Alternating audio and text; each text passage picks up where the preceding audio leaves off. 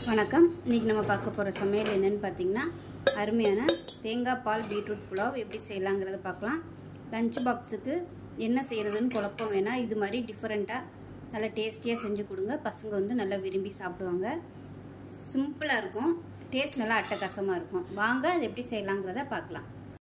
இப்போ ஒரு குக்கர் எடுத்துக்கலாம். இதில் வந்து தேவையான அளவுக்கு நெய் சேர்த்துக்கலாம்.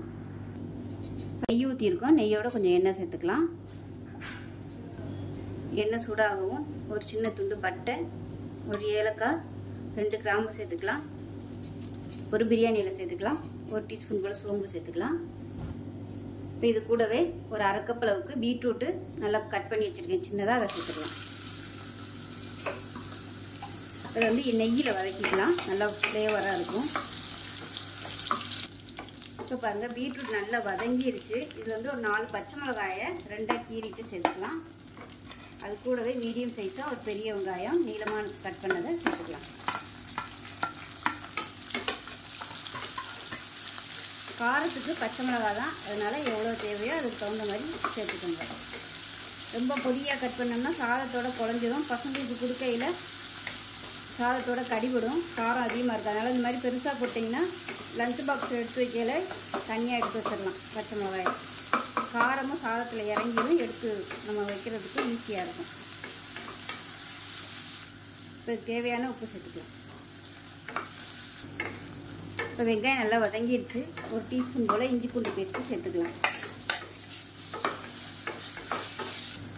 இப்போ பாருங்கள், பீட்ரூட் நல்லா வதங்கிடுச்சு. நான் வந்து இந்த டம்ளரில் தான் 1 டம்ளர் அளவுக்கு அரிசி எடுத்திருக்கேன். 1 டம்ளருக்கு 2 டம்ளர் தண்ணி வைக்கணும். 1 டம்ளருக்கு வந்து தேங்காய் பால் சேர்த்துக்கலாம். மீதி 1 டம்ளருக்கு தண்ணி சேர்த்துக்கலாம். இது வந்து கொஞ்சம் கொதிக்கட்டும். இப்போ பாருங்கள், தண்ணி கொதிக்க ஆரம்பிக்குது. பாஸ்மதி அரிசி வந்து நல்லா ஒரு 20 நிமிஷம் ஊற வச்சு வச்சுருக்கேன். இப்போ இந்த அரிசியை வந்து தண்ணியை வடிச்சிட்டு இதோட சேர்த்துக்கலாம்.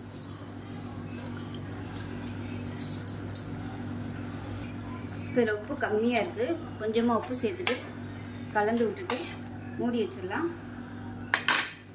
குக்கரை மூடிட்டு நல்லா ஒரு 2 விசில் விட்டுட்டு ஸ்டீம் நல்லா இறங்குனதுக்கப்புறம் பார்க்கலாம். இப்போ விசில் விட்டு ஸ்டீம்லாம் போயிடுச்சு. இருக்குன்னு பார்க்கலாம். பாருங்கள், சூப்பராக வந்துடுச்சு. நல்ல வாசனையாக இருக்குது. அந்த சாதம் நல்லா அருமையாக உதிரி உதிரியாக வந்துடுச்சு. ஆறுச்சுன்னா இன்னும் சூப்பராக இருக்கும்.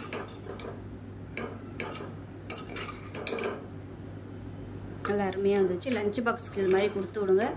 பசங்க விரும்பி சாப்பிடுவாங்க. பீட்ரூட் வந்து இன்னும் பிடிக்கும்னா நீங்கள் இன்னும் கூட ஒரு 1/4 கப்பு எக்ஸ்ட்ரா சேர்த்துக்கலாம். ஸோ செஞ்சு பாருங்கள். செஞ்சு பார்த்துட்டு எப்படி இருந்துச்சுங்கிறத சொல்லுங்கள். வீடியோ பிடிச்சிச்சுன்னா லைக் பண்ணுங்கள், கமெண்ட் பண்ணுங்கள், சேனலை சப்ஸ்கிரைப் பண்ணுங்கள், பக்கத்தில் பெல் பட்டனை ப்ரெஸ் பண்ணுங்கள். நன்றி.